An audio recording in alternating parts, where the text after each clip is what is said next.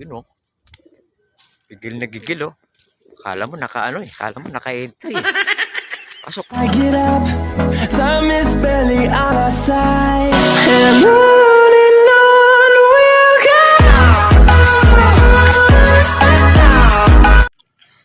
Yun, good day mga kalapatids. So ayun, araw na linggo. Abangan ulit. So dalawa yung aabangan natin ngayon mga kalapatids, no? Ito. So yung sa TFC, tapos yung sa CRRPC mamaya, doon kay 313.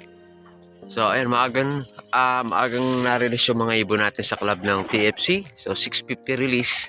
Ito yung forecast mga kalapatids. Ayan. So maya-maya lang may magsisidaanan ng mga warrior dito sa atin. So ay mga kalapatids, si 313 naman ay mamaya pa yun, mga tanghali na siguro, mga 1 or 2 na. So third lap na ng CRRPC. So ayun, mahaba-habang, ito, may bago na tayo, ito, may isa. Baka talaga, boy. Ito yung ano natin, no? Si Chunli. So ito, 7 kasi yung sinakay natin sa club ng TFC. So training lang yung 6, tapos yung isa nag-grand pooling ulit tayo. Ito, bilis ni Chunli. Dapat ata, ito yung ano natin, sinali natin eh. So ito, back to race na si Chunli.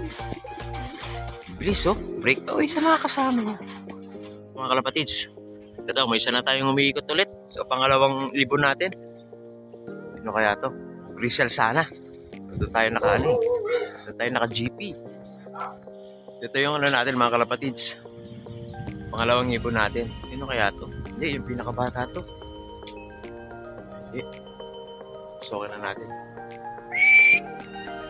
So, tignan yung mga kalapatids. So, lugon pa yan. Naglulugon pa yung warrior natin na isa.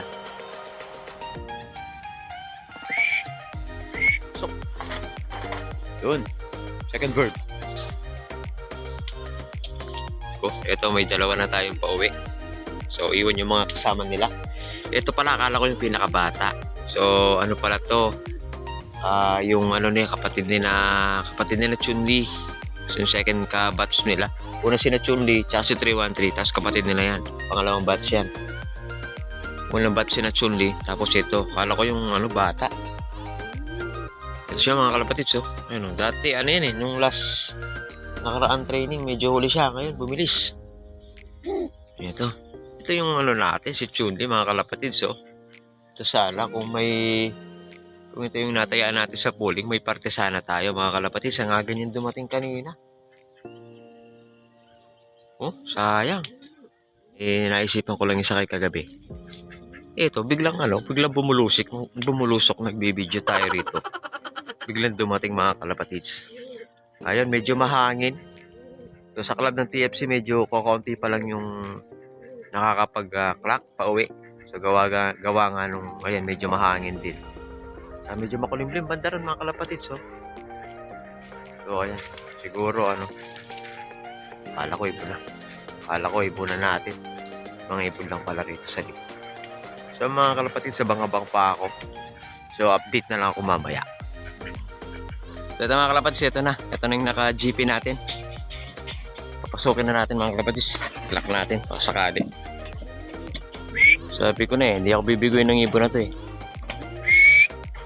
Kalapatids, ito na yung grisel natin. Ito yung nakarawi na siya. So ayun mga kalapatids, so may hinintay pa tayong 4. So ayun, nauna yung dalawa sa kanya kanina. Pero nung unang training, nauna yung warrior natin na to. Kaya siya yung sinubukan natin na PGP. Pumipikit yung mata niya mga kalapatids. Parang magkakawan ay good pa yata yung mga alaga natin. So yun mga kalapatids, abang-abang pa ako. A few moments later. So ito mga kalapatids, may umiikot. Ito. Yun. Pang-3. Ayan, pang-4 na to. Pang-4 na. Ito na. Palanding na siya. Yun. Yun oh. Gigil na gigil oh.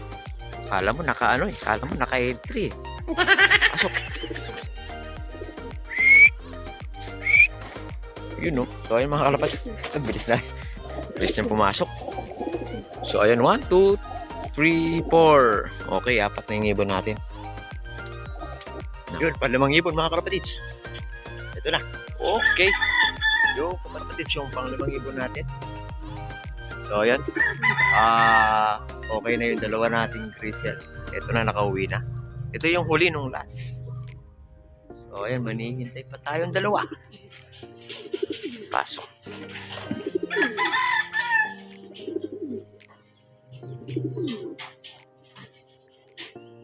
Okay, sige, papapahingayin muna natin. Pasukin na natin mamaya. Para makapagano muna siya. Yun, oh. Ganda ng mga grizzle na to, mga kalapatids, oh. Yun. Ito na, yung panghuli nating ibon. Yun. Ito pa yung pinakabata. Kita yung mga kalasin. Lugon na lugon pa yung mga... Ito, alas magkasabay lang sila. Yun, oh, may nagsisidaanan pa. Ito na, kompleto na tayo mga kalapatids. Yung dalawa, ayan. Okay, third proper training ng TFC. All goods. Lahat nakauwi. Isa na lang yung hinintay natin mga kalapatids. Mamaya. Sa club ng CRRPC. Yung pambato natin na si 313.